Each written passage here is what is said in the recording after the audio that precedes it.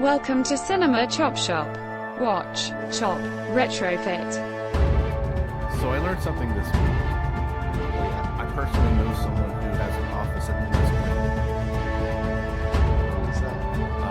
His name is Chris Stanley. Okay. And he is someone that I knew through seminar days. He worked on the seminar website at one point, and then left us right in the middle of doing it to go work for SpaceX. Oh, okay. And so now Is he in Doge? He is in the inner sanctum of Doge. There is a New York Times article that talks about these young dude bros. I call it Teen Boy Squad. Mm-hmm. And his picture, Chris Stanley's picture, is in the article, and he's mentioned towards the very end of the article. So yeah. Is he from around here? No, he's from Kentucky. Okay. But I know he's a friend of a friend of a friend. And now he is my enemy. Yeah. But this isn't a political podcast. No, It's sir. Cinema Chop Shop. We're a movie podcast, and we're glad you could join us. I'm your host, Shawn. I'm joined by Joey. Hello. And Travisito. Hey there. And Todd's a no-show. This week's episode. This is just a wild hair I had. But, you know, if you're in a movie theater or you're in your home watching something on a stream, and the beginning of the film, you have a black screen. Yes. It's not quite black. It kind of has some hairs, some film grain. And then these lines come shooting out at angles, and they form this logo A beautiful logo.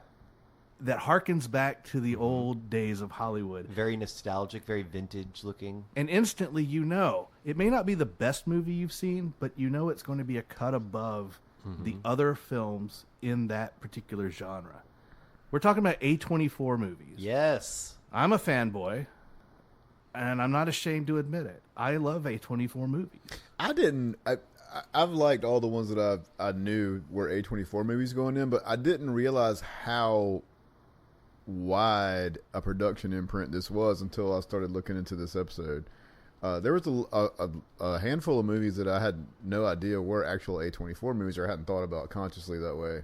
Yeah, until we did this podcast. When you start looking at a broad overview of what they've done since their founding in 2012, it's pretty impressive.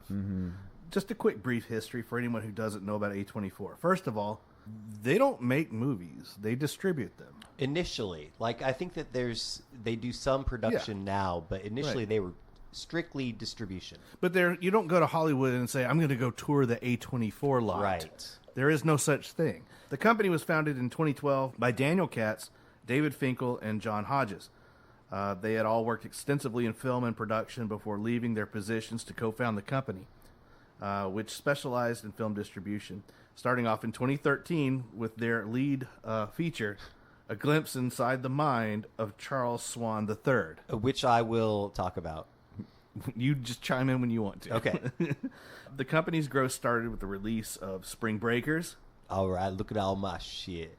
later that year. And in 2014, they picked up the U.S. rights to Ex Machina and Room, which were Not to be confused with The Room. Room. This is the one with Allison Brie, right? Brie Larson. Brie Larson, Excuse that's me. right. And the kid who would go on to be pretty good, Jacob Tremblay. Tremblay. Tremblay. Yeah. And they were in that like isolated captive room. They were being held hostage, prisoner. Yeah, that was a good movie. And then in 2015, they obtained the worldwide rights to The Witch, which was released theatrically in 2015. And from that point on, they were pretty much on the map. Their big peak, I guess, there was a high point really for them in 2022. Yes. They produced the film Everything Everywhere All at Once, which won Academy Award for Best Picture and 6 more Oscars. The film also received acclaim from both audiences and critics. It's the first time that the A24 imprint reached $100 million at the box office. They've worked with some really renowned directors, young, up-and-coming directors even. Like Ari Aster, Robert Eggers, obviously, Darren Aronofsky, Sean Baker. My We favorite. just talked about the Daniels, and Danny and Michael Philippou, Alex Garland, Yorgos Lanthimos, and the Safdie brothers. Yep.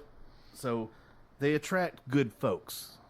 So that's another reason that that name carries kind of the street cred. And that not it does. just attracting good folks to work with, but they attract a fan base as well. Yep.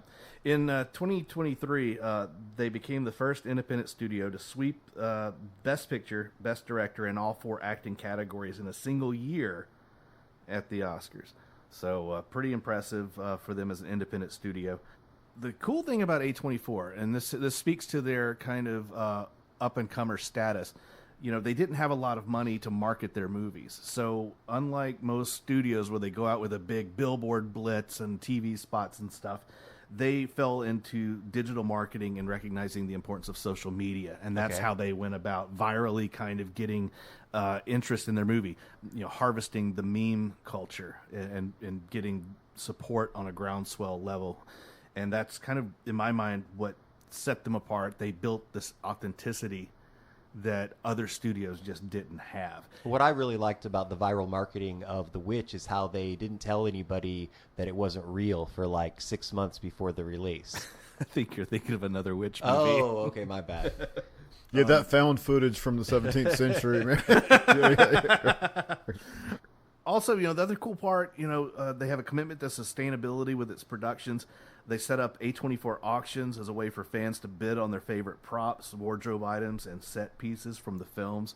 If you've ever been on the A24 shop online, I mean, it's some really cool, quirky stuff. If you want to, buy something that is memorabilia that from the movie that you like. Also, they've got the A24 subscription that gets you some like first dibs kind of stuff. Plus, you get a ticket to every single movie that they release. So there's some really neat stuff that they do with the fan base that other studios just don't get. You can bid on the deer from Killing of a Sacred Deer.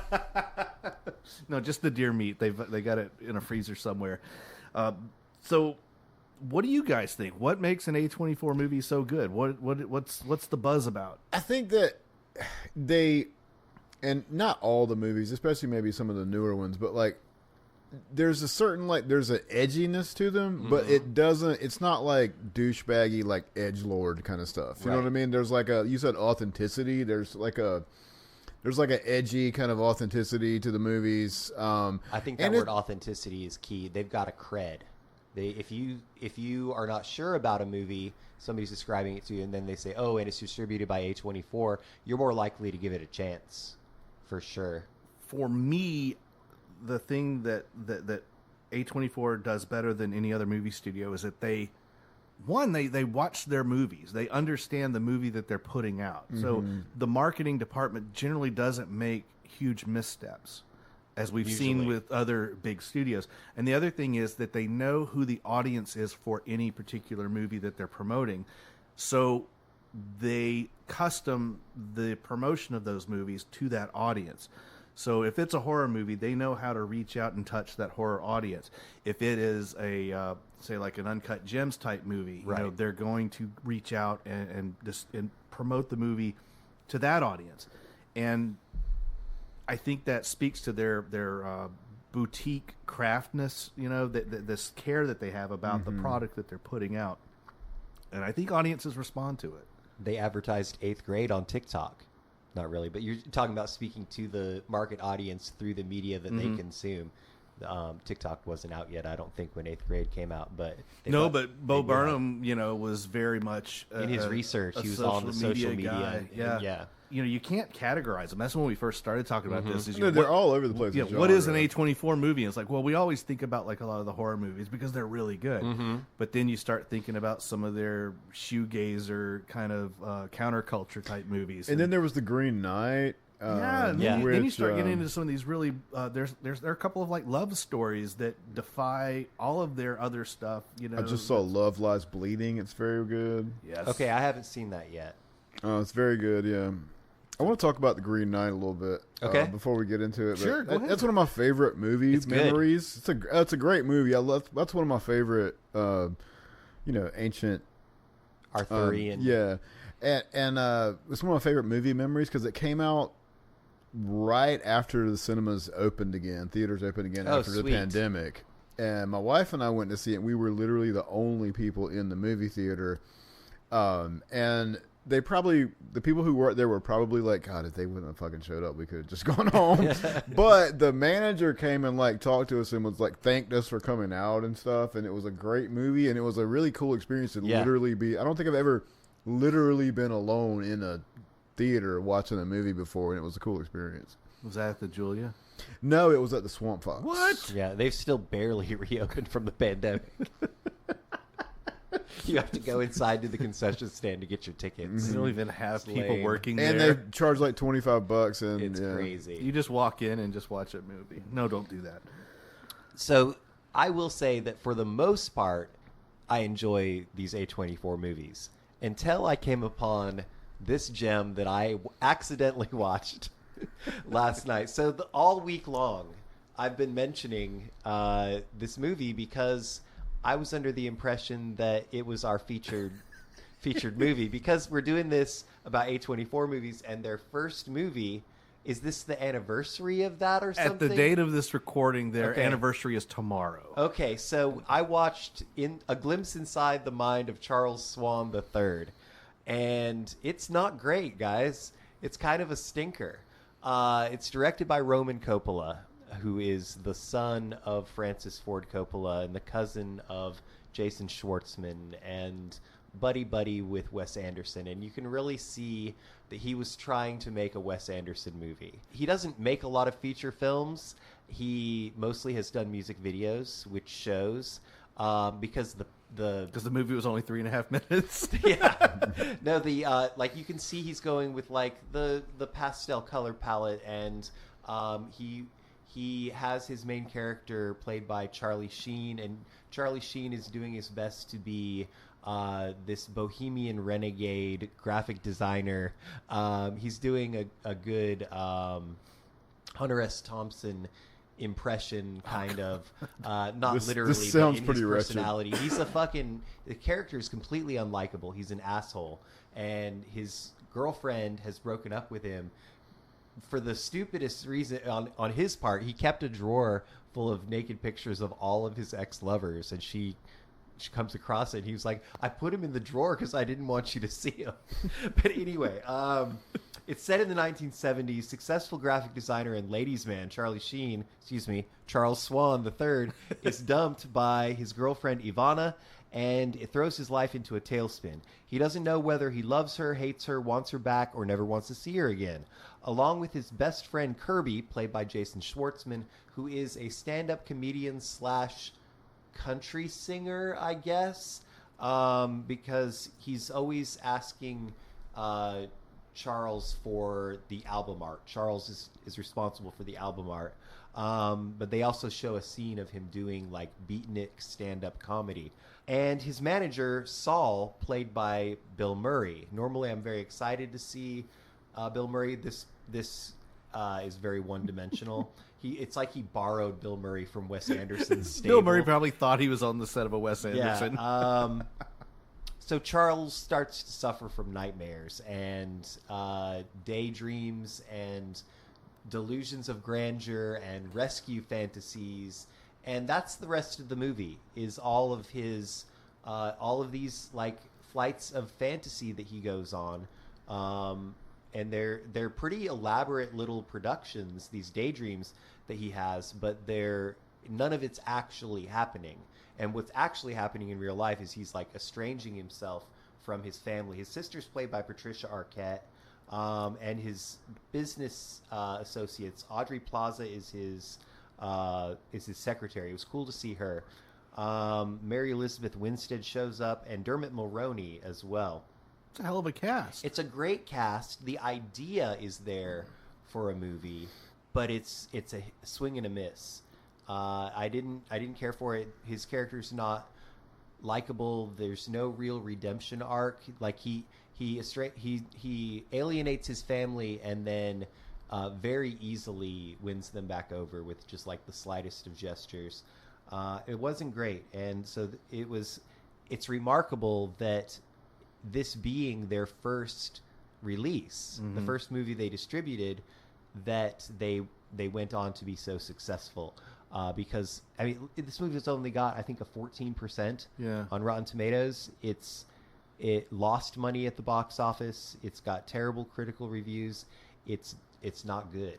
I think I'm trying to figure out how this may have come to be. You know, this is their first time out. Mm-hmm. They have their little meager money ready to go for a the first movie they're going to distribute, and maybe they spot something. They're like, well, it's kind of like a Wes Anderson movie, and the price is right. There's a Coppola involved. Yeah, Right. maybe there was just enough for them to hook onto to say, yeah. It's, even if it's a loss, we've got some things we can crow about. It must be a difficult lot in life to be the child or the relative of someone who's famous and very good at something. Are we feeling bad for nepo babies? Yeah, right now? like Bronny James, like Roman Coppola. You said that this is not. He doesn't have many movies, and this one's by all accounts not very good. Yeah. And in that family, you know what I mean. That must be difficult. Quick. Oh, you made a movie. Nice. Yeah. Good for you. Yeah. Fun fact, though, when Bill Murray is dressed in his Western attire, yes, he dresses in a full Western attire. It's the same type of outfit worn by John Wayne in The War Wagon. And also, this movie reunited Charlie Sheen and Dermot Mulroney 23 years after they both appeared in what? That would be Platoon. No. Damn. Charlie Sheen was not the lead in this movie, but his brother was. Oh, then it's got to be Young Guns. Young Guns is correct. So that's my rant about Charlie Swan. Charlie Swan 3 is what I call it. I appreciate your dedication to The research, what you thought was the correct path. Well, I was actually mad at you. I was mad at you for, like, why would he make us all watch this piece of shit? Then you went back and read the brief. Today. Yeah. Well, we are talking about something completely different, but it is still in the early release stages of A24. We're going to talk about 2015's The Witch. Yes. So The Witch. A much better film. This movie was made before the letter W existed. Yes, they had to put the two V's. This is a New England folktale. I like that subtitle. I do too, and I'll comment on that as I get into my take on the movie. Directed by Robert Eggers, of course, most recently having directed the Nosferatu. I was surprised. I thought he had more movies than he does. He's only got like 4 feature films. Yeah, it's a He's handful. got The Lighthouse, The Northman, Nosferatu, and this. Rumored to be working on a Labyrinth. Yes. Man, I wish they wouldn't do that. Oh, no, I'm excited about it. You're If excited. anybody could do it, yeah. I'm just not excited about remakes. Just make it a sequel instead of a reboot. It doesn't need to be redone, but Yeah. if there's another story to Okay. tell in that, yeah, All right. yeah. All right, the movie, of course, stars the very young, super famous Anya Taylor-Joy. Mm-hmm. Ralph Ineson, who is incidentally going to be the voice of Galactus in the upcoming Fantastic Oh, I can Four see movie. that. Kate Dickey, Harvey Scrimshaw. You talk about a great name for a 17th century history piece. Yeah. Scrimshaw. Elle Granger, Sarah Stevens, Lucas Dawson, and Daniel Malick playing the voice of Black Phillip. Right. Wouldst thou like to live deliciously? So in 1630, New England, panic and despair envelops a farmer, his wife, and their children when their youngest son Samuel suddenly vanishes. The family blames Thomason, the oldest daughter, who is watching the boy at the time of his disappearance, with suspicion and paranoia mounting. The twin siblings, Mercy and Jones, suspect Thomason of witchcraft, testing the clan's faith, loyalty, and love to one another. That's a really brief synopsis. That scene where the baby goes missing is very early in the movie, and it's kind of jolting because she's playing patty cake with the baby, and the camera setup is back and forth. You're seeing the baby, then you're seeing her covering her eyes, and then as soon as she removes her hands, the shot is back on the baby, and then it's not. Gone. And that right then you know that some fucked up shit's going to happen in this movie because it's seemingly supernatural. on rewatch of this movie, I had forgotten the opening scene, which is such a crazy way to start this movie. Yes. You open up to this shot of the back of the father's head, talking to the town elders or whatever they are. The governor. Yeah. I think he's the governor. And he's defending his religious views, and then he really gets pious and which go against the rest of the Commonwealth. and he accuses them of being the slackasses who are not of true faith, and of course they get outcast. Just hit the ground running. Yeah, so I'm wondering how long is the span, because they don't say how long is the span between their exile and where we pick up with them on the farm, because he's already built a house and a barn, and looks like he's adding on to the barn. Right. And I'm wondering, maybe a year? Yeah. Have they experienced the full range of seasons yet? The baby was born after they moved, right? Okay. So I think that puts a Okay. timestamp on it. So let's say they've been out there about a year. Something like that. Yeah. Okay. But they're worried about their subsistence. They're worried about not being able to live on just their crops alone. They're going to have to hunt. And we see the father and son. Yeah, kind of bringing the son up to speed, get him ready to be a man. Because he's 13 or so, right? I mean, he should already be, wedded. And I think he's mature for his age. Yeah. The twins, though, we have to talk about the twins. These little devil monsters. Creepy as fuck kids. Well, in general, twins are creepy. But they're also like mischievous and shit stirring. It's wild to me that they were. Yes, I think they're the bad guys in this whole film because they're the ones who are playing with Black Phillip throughout the whole thing, and they're the ones that point the finger at Thomason. But even beyond pointing the finger, those kids were up to no good from the word go. Now, do you think that they're kind of a red herring? Do you think he put the twins in there as a red herring for us to think that, oh, they're pretending and they're actually to blame for this when... I mean, well, the thing about it is, it's the devil. I go back to like my first viewing of the movie. I watched the film, and I was kind of put off by the ending of the movie. Yeah. And fair warning, folks, that we're gonna get into spoilers on a movie that's been out for 10 years. a decade. Pause it right now and watch the movie because If you've never seen it's really, the really Itch, good. But the way the movie ended with it, like it was the devil all along, and she becomes what she was accused of being, and she gets into this coven, this mass, and Flies. She flies also. And she flies, and I was put out by that. Yes. Because everything was so grounded in reality. But then, I mentioned earlier, it's a New England folktale. On rewatch, I'm like, oh, fuck, it's a fucking folktale. Yeah. None of this stuff is as it happened. This is a retelling of what may have happened and what people Passed have down, and what word people of have mouth. what people have ginned up over time. Embellished. Didn't you hear about that guy who got ostracized? His whole family went crazy and they all died, and then the one was the witch. So I'm like, holy shit! It all makes sense when Turns you out do the it. goat wasn't actually even black. They were just racist. It was just Tom Brady the whole time. My wife almost. This is let me say this. This is my wife's favorite movie. Okay. Awesome. We should have had her on. Well, I tried to. Okay. I said, I'm sure Shawn will let you come, especially if, Todd's not here with his new mic. And she's like, I don't want to hear my voice on the mic. But she said, you guys should really have... She has such a beautiful British accent. There's a story there.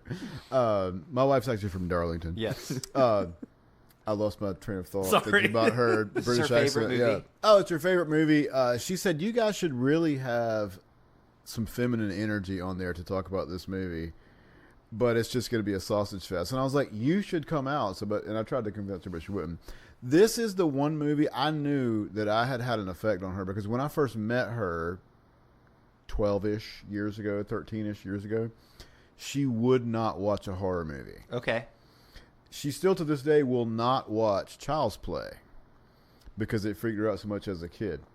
Okay. But here, so I guess dolls inhabited with the soul of a serial killer is verboten, but a movie in which someone crushes up a baby and rubs it on their face, that's okay, right? Yeah. So, yeah. I knew I'd had they an only effect on showed it. as much of that scene as they did, because it could have been a lot worse.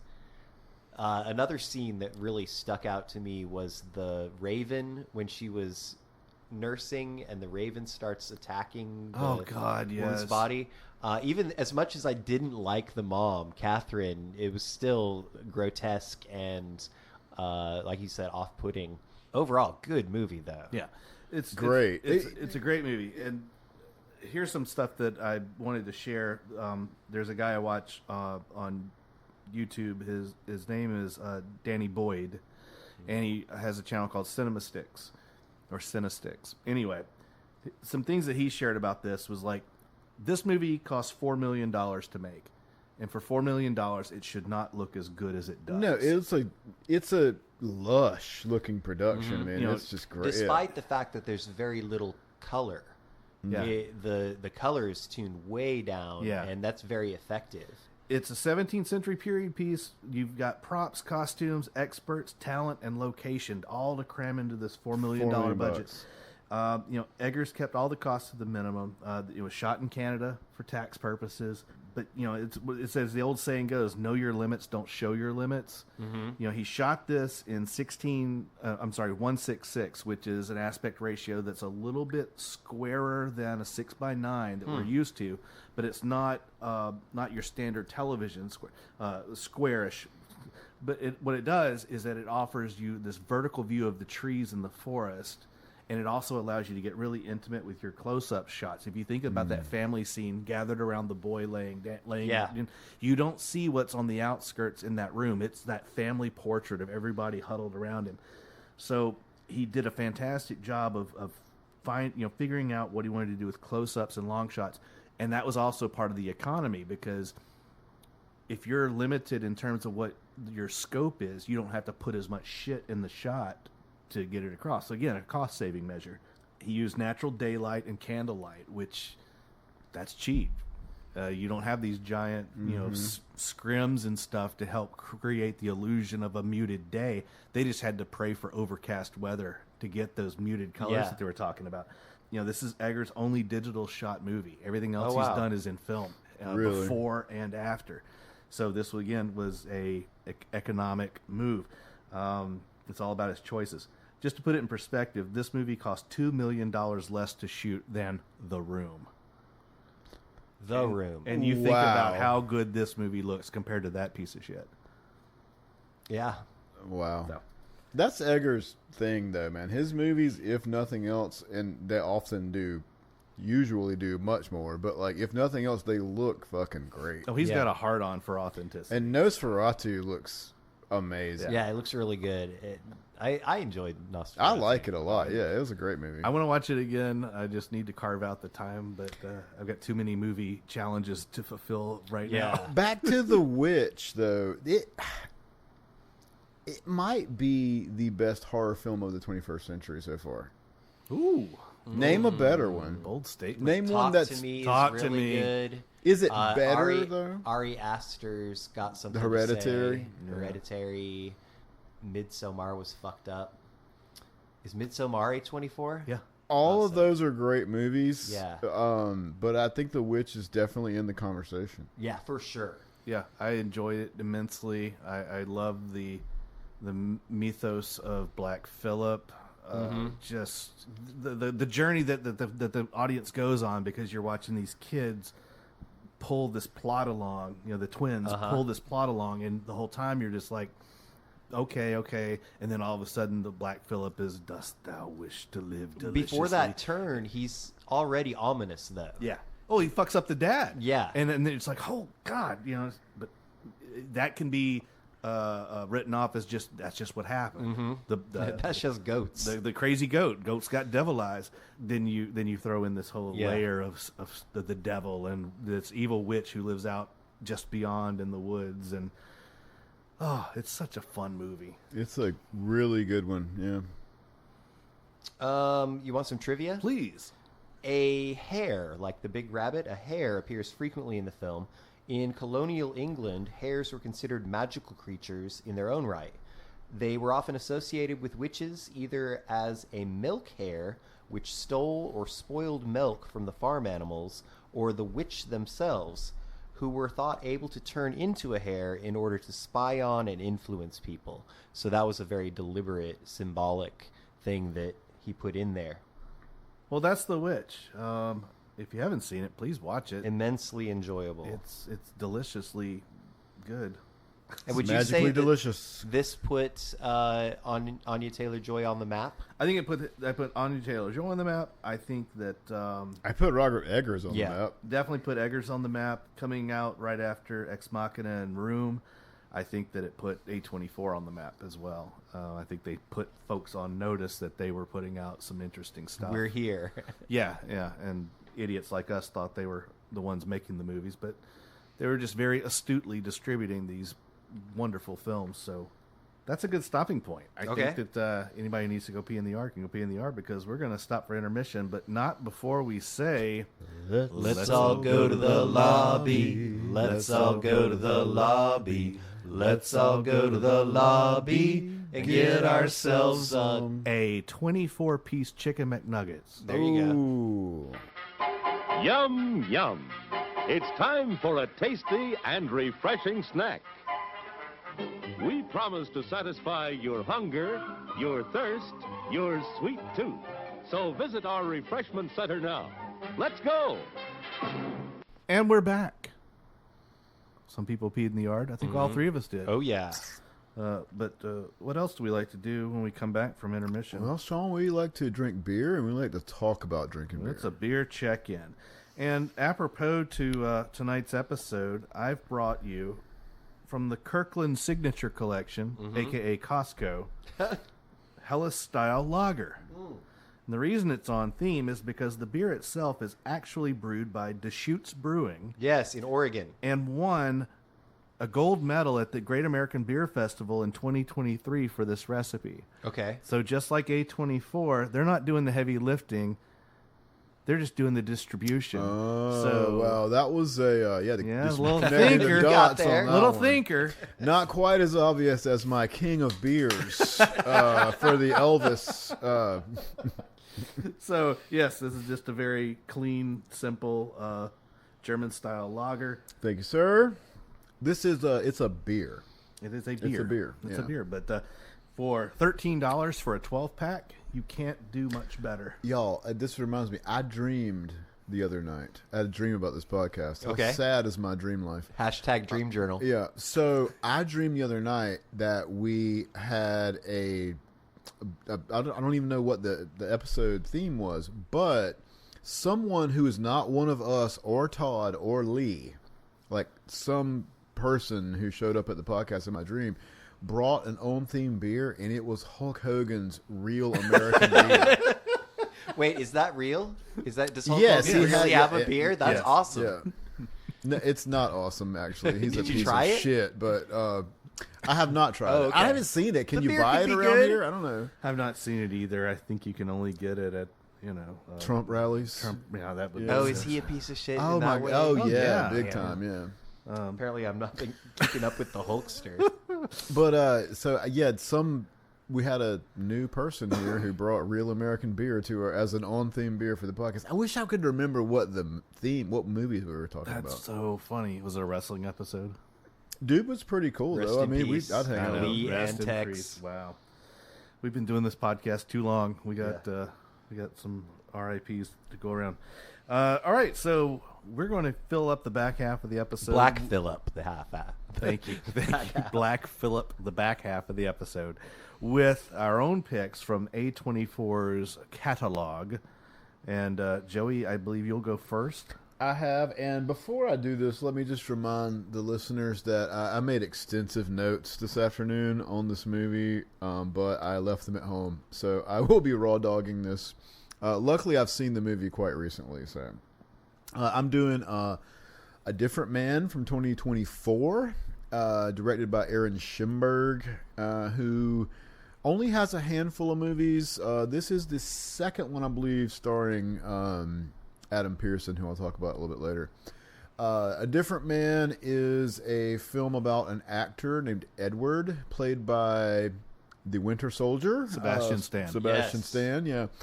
He is a man born with, I forget the name of the disease, and I'm not going to try to murder the pronunciation of neuro something or other. But he's got Eric Stoltz disease. Yes, severe facial deformities.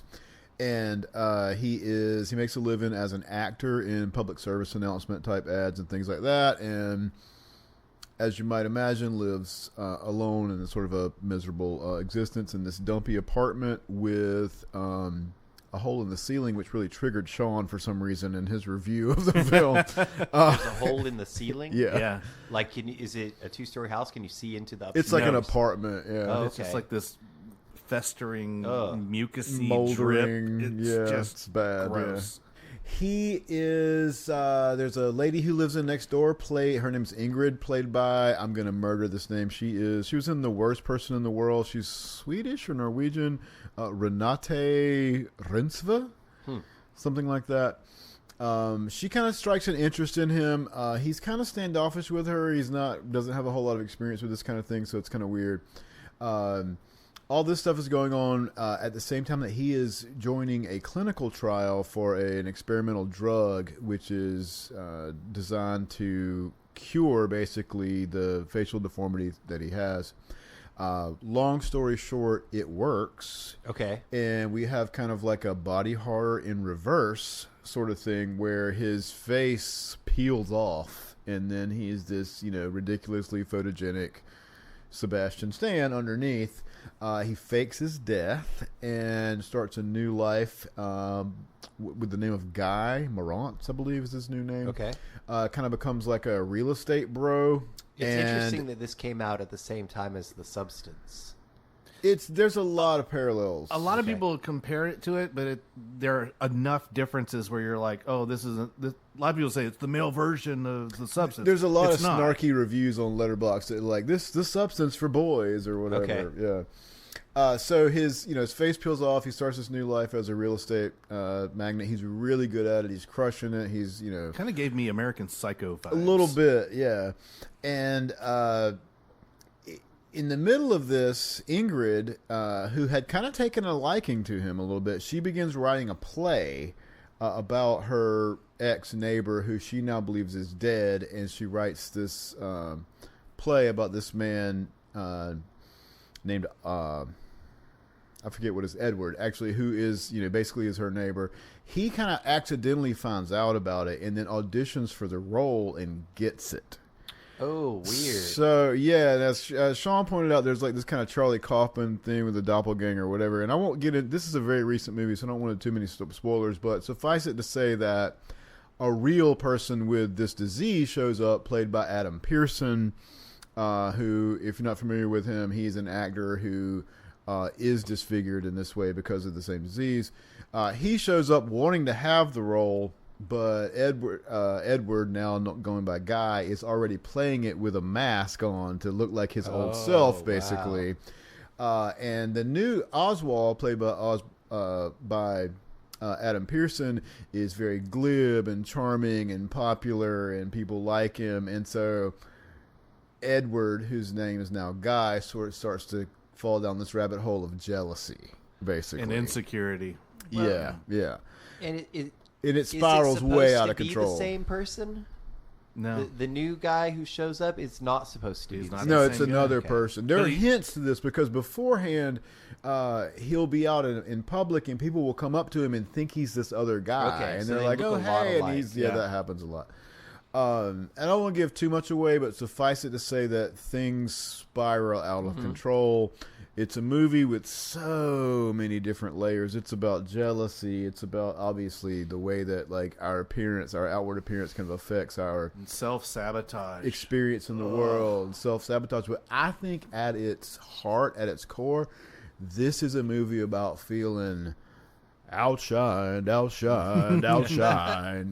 because that's what happens when this guy who is very much like he used to be shows up and is killing it when he never could. It's I keep going back to Charlie Kaufman and describing this movie to people. It's like social impotence. Mm-hmm. Just, you can't get out of your own fucking way to enjoy life.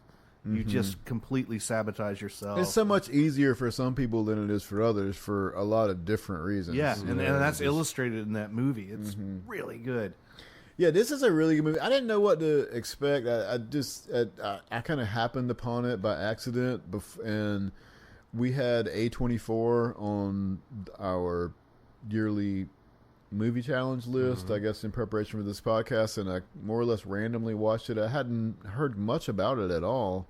I haven't seen it, it's but it's really, intriguing. really good. Really good. Okay, so the bar scene where Edward is watching Oswald and Ingrid was shot at the same bar seen in Past Lives in 2023, a movie called Past Lives from 2023. Oh, I've seen that movie. Which was also produced by A24 and Killer Films. Edward is even sitting in the same seat as Nora in that movie. Okay, cool. Yeah. You wanted to add something? I wanted to say that I try not to get into stupid spats online, and I try to avoid the comment section. I typed out a long response to this jackass on Letterboxd, and I deleted it before I posted it, thank God. But like, this person trashed this movie, and the whole reason that they trashed it was because the real Adam Pearson isn't the character that he plays in this movie. They're like, oh, in real life, Adam Pearson's not like this, glib, popular person who gets laid all the time. He's like blah, blah, blah, blah, blah. And I'm like, have you ever in your life said, well, in real life, Emilio Estevez is not the coach of a, little league hockey team or whatever. Yep. Like, fuck you, man. Like, this guy obviously he's limited by the roles that he can play are limited by his appearance, obviously. But not his acting. That doesn't mean that he can't play a fucking character who is different than he is in real life. If and anything, you wouldn't say that about any he's other a thing. better actor. Yeah, and so that I don't know, that just fucking pissed me off. And I had 3 beers, and I was like, I spent an hour typing out this screed, and I was like, you know what? I'm not even going to comment on that. So I just pictured fuck you, whoever not you send are. it? I did not send it. Yeah. I just pictured Joey Rage typing, motherfucker, fuck you, I'll fucking show your ass. Thankfully, I did not actually send it, so I can't remember the username. So you can probably look it up if you're curious about it. And somebody fucked this guy up, but not me. There we go. Thanks, Joey. All right. Well, Todd, who's not here, was supposed to talk about 8th grade. And I would be remiss if I didn't mention the trivia for 8th grade that I put in here. You guys have seen this, right? Yeah. Directed by Bo Burnham. I think still his only feature film, literally about an 8th grade girl. And where is my... Oh, we were talking about this earlier, about the social media stuff. And there was a line in the movie about Facebook. At the screening in San Francisco, director Bo Burnham said that he originally intended for all the young characters to communicate with one another over Facebook. With his star, Elsie Fisher, when his star, Elsie Fisher, saw the script, however, she said, no one uses Facebook. He then made that a line in the movie and had the characters using Instagram and Snapchat instead. But my movie is completely different. It's called Mississippi Grind, and it came out in 2015, same year as The Witch. The Witch. And it is more of a dramatic movie. It's about gambling, degenerate gamblers in particular. It was directed by Anna Boden and Ryan Fleck, who are a directorial duo. They did It's Kind of a Funny Story, and then also a movie some people heard of called Captain Marvel from 2019. And then they've got another movie coming out called Freaky Tales. And this movie stars Ben Mendelsohn as Jerry, Ryan Reynolds as Curtis, Sienna Miller as Simone, Leo Tipton as Vanessa, and Alfre Woodard as Sam. Jerry is a struggling gambler and real estate agent. He meets Curtis, who's an itinerant young gambler at a casino in Dubuque, Iowa. Curtis buys Jerry a drink. Hours later, Gary returns the favor, leading to a heavy night of drinking. After an unsuccessful real estate showing at a dog track, for some reason, Jerry and Curtis win big, but Jerry gambles it away. And that's a recurring theme in this movie, winning big and losing big, which is the nature of being a gambler. I think that somebody smarter than me has said that gamblers aren't addicted to winning, they're addicted to chasing the win, something like that. At the bar, they drunkenly attempt to bet $1,000 on a game of pool and get kicked out. Curtis tells Jerry it's almost, quote, Machu Picchu time, which is a phrase that he uses whenever he leaves town. In the parking lot, Jerry gets stabbed in an attempted mugging. So then he's also in trouble with his loan shark, Sam, played by Alfre Woodard. Sam, a female Sam, played by Alfre Woodard. Sam forces him to pay the money she was owed. Running into Curtis, Jerry proposes a gambling trip down the Mississippi, culminating in a New Orleans poker game with a $25,000 buy-in. The game is being held by Curtis's former acquaintance, Tony Roundtree. He agrees, spotting Jerry $2,000. Before hitting the road, Jerry steals the petty cash from his office. Arriving in St. Louis, Curtis reunites with Simone, who's a prostitute played by Sienna Miller. After Jerry's successful poker session on a riverboat, he and Curtis spend the night with Simone and fellow prostitute Vanessa. While Jerry bonds with Vanessa, Simone reminds Curtis that she's been taken advantage of by a gambler before, and she's not going to run away with him, even though he's Ryan Reynolds. In Memphis, Jerry plays well at Texas Hold'em, but loses everything on the final river card. Lying to Curtis that he won $7,000, he asks to go to Little Rock to see his ex, Dorothy, and his estranged daughter, Wendy. Wendy's at school. When Dorothy catches him stealing money, she asks him to leave. So Jerry goes into their house and is stealing money. So he's a thief as well as a gambler. Curtis and Jerry then go to Tunica, Mississippi. Oh, yeah. Is that the right pronunciation? Yes, that's correct. Tunica, Mississippi Casino, where Curtis's VIP card is rejected. Curtis asks Jerry for money and discovers his lie. Disappointed, Curtis provokes strangers in the bathroom into assaulting Jerry, who later admits to his problems with money and his belief that Curtis is his good luck charm. So he thinks that the only reason he's been winning at all is because of Ryan Reynolds as his good luck charm. Reaching New Orleans, they sell Jerry's car to go to a horse race and lose almost everything on a long shot. Curtis splits their funds equally, giving Jerry $1,000 for a bus ticket home. They're going to call it quits. But he then goes and collects his winnings of $5,000, having bet on a different horse. Jerry fails to talk his way into the high-stakes poker game, using Curtis as his in, and Tony Roundtree, the guy who's running the poker game, clearly dislikes Jerry, and he gets punched in the nose. Curtis gets thumped after a pick. That must be a gambling term I'm not familiar with. Gets thumped after a pickup basketball game. Offering strangers $100 for a game, he expects them to rob him when he loses and says he has no money. To his surprise, they just take the $100. Curtis then visits his mother, Cherry, who is a cabaret performer, leaving her most of his winnings. At a casino, Jerry bets the last of his money first on a slot machine, then on roulette, and wins. Curtis arrives at Jerry's blackjack table and loses his remaining money, but Jerry shares his chips. Their winnings continue to grow as they play craps, and Curtis calls Simone, proclaiming his love for her. Convinced they cannot lose, Jerry and Curtis bet their entire $285,000.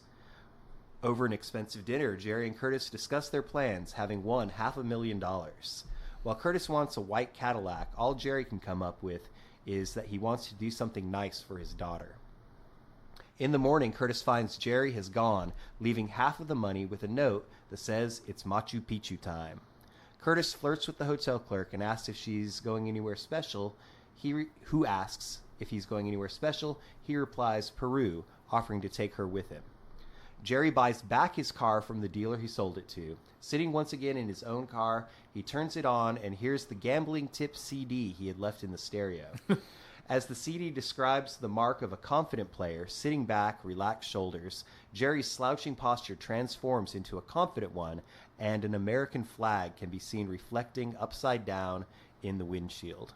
And so it's a really like a roller coaster ride scenario that shows the turbulent ups and downs of a gambler's life and their addiction, and how mindset is everything. If you believe you're winning because of a certain thing, then you try to keep that thing around. Really good movie, dark, not a lot of laughs. It's different from most of your Ryan Reynolds movies. And I think I mentioned before, it reminds me quite a bit of that movie Hard Eight, the early Paul Thomas Anderson directed movie. Okay. Not anything specifically, just kind of in vibe. But yeah, I liked this movie.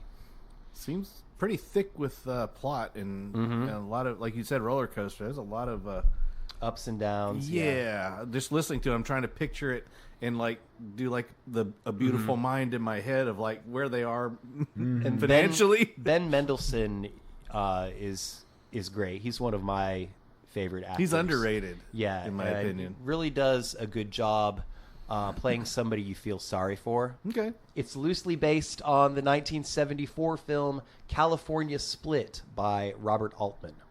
Okay. Super. Also a category on our movie challenge. Yeah, Robert Altman movies. All right, I'm going to do, you did a recent one, Joey. I'm going to do a recent one, too, from A24. I'm doing 2024's Baby Girl. Boo. Directed by Helena Rahin. It's got Nicole Kidman, Harris Dickinson, Antonio Banderas, Sophia Wilde, Esther Rose McGregor. This is one of the most brief synopses I've read online. A high-powered CEO puts her career and family on the line when she begins a torrid affair with her much younger intern. That's all it says. It's important to point out that she's a CEO of a robotic automation process, and she is robotic. Where do I start? Okay, so... Is it good? No. So this speaks to what I was saying earlier about A24 knowing their audience and knowing how to market to their audience, because there was a lot of buzz for this film when it came out. And if you watch TikTok and if you watch Instagram Reels or something, you'll see a lot of women buzzing about this movie and how it was better than 50 Shades of Grey, and they do these video reenactments with the George Michael father figure music and their reaction to watching the movie. And so in that regard, A24 is a success because they knew exactly who this movie was for. However, if you want to look at it at a critical lens, it's just another movie about infidelity, really. And as Travis said, you've got the very wooden Nicole Kidman, and it just reaffirmed that I don't really care for Nicole Kidman. I don't like her movies that much. I don't think she's that great of an actress. And that was underscored by the fact that her accent slips throughout the film. Funny aside, my wife was very excited to see this one pop up on a streaming service that we have access to now the other day. And we were sitting around. It was, like a Tuesday night. We're like in our pajamas, and she's like, "Ooh, let's watch Baby Girl." She's like, "No, wait. We should really be like dressed and drinking wine for this one." So the marketing that you were just talking about apparently worked. Yeah, exactly. Yeah. So yeah, I give A24 their credit where credit's due, but in terms of the film, you've got two unlikable main characters. Very unlikable. And you have this really, this is where it does bleed into this 50 Shades of Grey of, really sloppy writing. You have this woman who is the founder of this company, this Amazon robotics company. I mean, essentially it's all about automation in the workplace. She founded the place. She runs the place, yet she's in constant fear of losing her job. I'm like, what job? You founded the place. Who wrote this? Do you not understand how businesses work? And she also doesn't seem to know, she gets put in this mentoring program and didn't know about it. Like somebody's calling the shots. Yeah, and she couldn't just take her name out of the hat. Right. She owns the place. But that also does speak to her kink in that she likes to be told what to do. Yes. I will say that Antonio Banderas made this film bearable. He's the only redeeming character. He is the only redeeming character. He's fairly good in this movie with what he's given. But even his arc makes me mad. Yeah. I mean, we'll probably get to it. Well, we find out at the end that it becomes aware of her infidelity and takes her back. And I don't think he should have. So, for anybody who doesn't know what this movie is about, it is about a dominant, submissive dynamic that's established between Nicole Kidman and this young man. It's kind of like a daddy, baby, girl kind of situation where he's calling the shots and she's obeying. One thing I did appreciate about the movie is that they both make mistakes in feeling their way through this relationship and how they want it to work, which I thought that was kind of more realistic than the 50 Shades of Grey style, where it's like, this is what I do and this is how it's done and blah, blah, blah, blah, blah, because I'm really good at what I do and whatever. I think that they could have had a lot more fun knowing this dynamic is the crux of their relationship. I think they could have had a lot more fun. It was hinted at the beginning of the film where she's walking on her way to work. She's standing underneath the crosswalk, and there's the audible sound of it saying, wait, wait. And I'm like, wow, that was kind of cool. I like that touch because that was a command and she was obeying. And I think there could have been some other cool things inserted throughout the movie to kind of build up to this need for being controlled that she had. I mentioned the accent slips. There's continuity errors in the film. There's a rave scene in the movie. I mentioned this to you already. Yeah. There's a rave scene where she's trying to find her way to her little man, and there's this beautiful girl in the center of the rave that like starts dancing with her and kisses her. And she catches sight of her guy and starts making her way to him. And the way the film's cut, she should be putting distance between herself and this main girl, but yet the girl seems to be right behind her every shot, and it really bothered the piss out of me, even though I did like looking at said girl. I wish it was better. I wish it was a better film. I wish it, like you said, Travis, I wish that they had more redeeming qualities. Right. I did appreciate the fact that they were trying to explore the messiness that comes from an affair, the fallout and the collateral damage, which has been explored in other films in a much better way. That they could have had more fun with that. I felt that the daughters were just stapled on, right? Like cookie cutter daughters. Throwaway characters. Here's my super lesbian daughter who's very edgy and alternative. And then here's my very normal daughter. And here's my very normal young daughter who doesn't say very much. It's like Daria and her sister.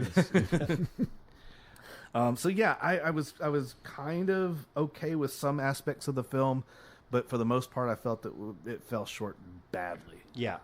Can I talk about my problems with it? Go ahead. So we mentioned, the two leads are unlikable. Didn't care for them at all, even though Nicole Kidman looks good physically in this. She looks great for her age. They do some wink and nod stuff about her age when she goes to get Botox, right? Yeah. She gets filler. The kink, I guess I'm fairly vanilla. The kinky stuff was too weird for me. Didn't like that. I don't like infidelity. That made me mad. Like I said, I was mad that Antonio Banderas took her back. And then there's just one part that I'm really fucking perplexed about that kind of fucked me up. In their first real sexual encounter, and this is for our listeners, this is graphic. Kids, turn it off. All the kids just turned it up, but he makes her lay down on the floor and he finger blasts her from behind, and she appears to be holding back from allowing herself to climax, at which point she says what I believe to be, "No, I'm gonna pee. Yeah. I can't pee in front of you." Yeah. Is that, I mean, I know I'm not like Don Juan or anything, but I'm fairly familiar with the mechanics of sex. And maybe she's confused peeing and squirting. Maybe, but she said pee like twice. She said pee. Do you not pee every time you have sex? Time. You've been doing it wrong this whole time, Travis. So that kind of fucked me up, and I was like, wait, what? If your girl don't pee, then you're not doing it right. That's right. Yeah, there were some odd things in this movie that, yes, you hit the nail on the head. There were some strange, and there's some strange dialogue too. The scene with again, I go back to the fact that she owns the company, yet she's fearful of her job, and she has like this confrontation with the male counterpart at her company where she tells him to go fuck himself or whatever, and he tells her, you better be careful. I was like, I don't understand this dynamic because she's in charge. What the fuck? Yeah.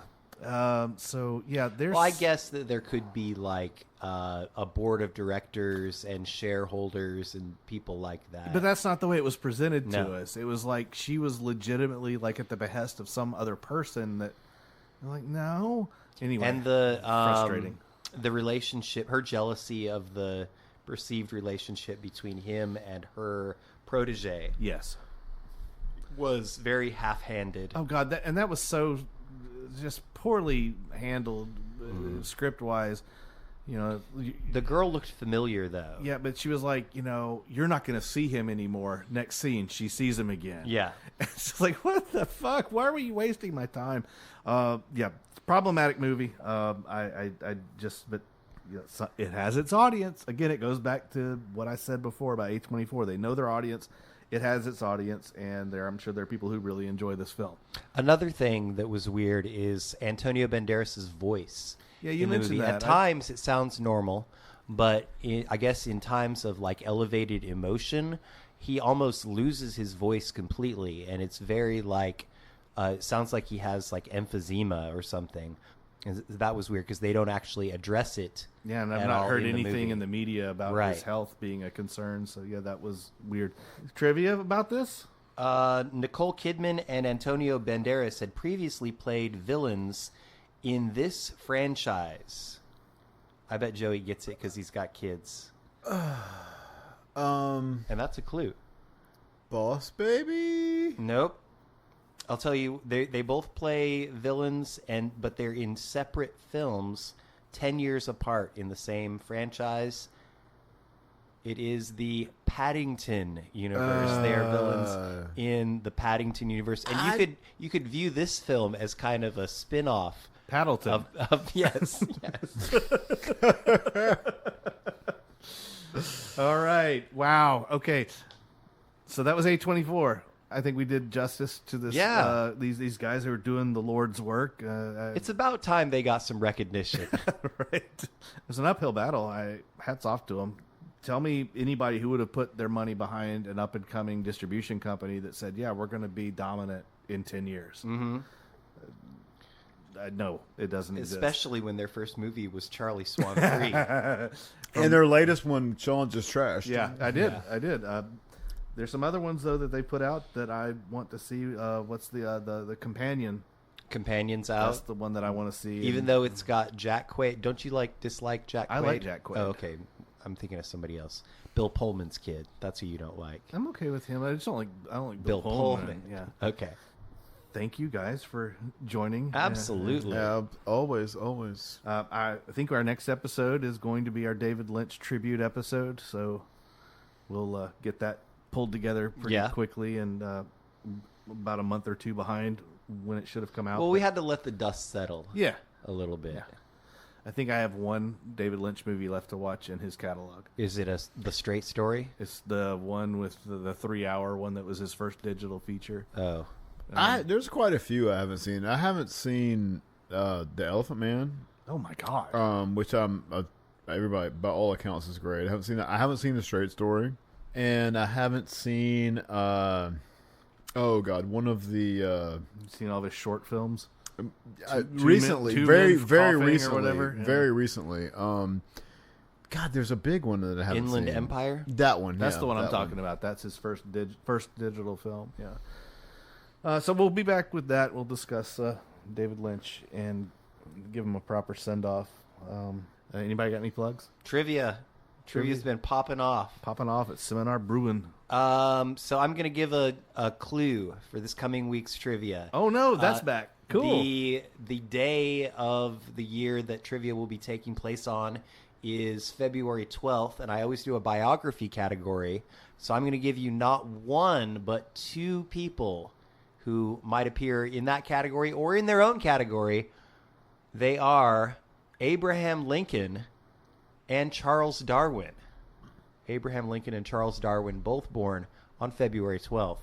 That's right answers with wrong, Travis. And if you're local, go see me at Seminar Brewing on Wednesday night, 7 to 9. Keyword being with. With, yeah, man. Did you like my new flyer? So they've been not using the flyers that I make each week, and I say make. Sometimes I just use AI, which is the case this week. So my flyer is Michael Jordan riding a velociraptor with a samurai sword. Nice. Rate, review, subscribe. Tell your friends about us. We're Cinema Chop Shop everywhere. Cinema Chop Shop podcast on YouTube. And that's it. Love your neighbor. Love yourself. Tell your friends you love them. Do something nice for people. They'll appreciate it, and you'll feel good about yourself too. And please remember to Watch, Shop, Retrofit.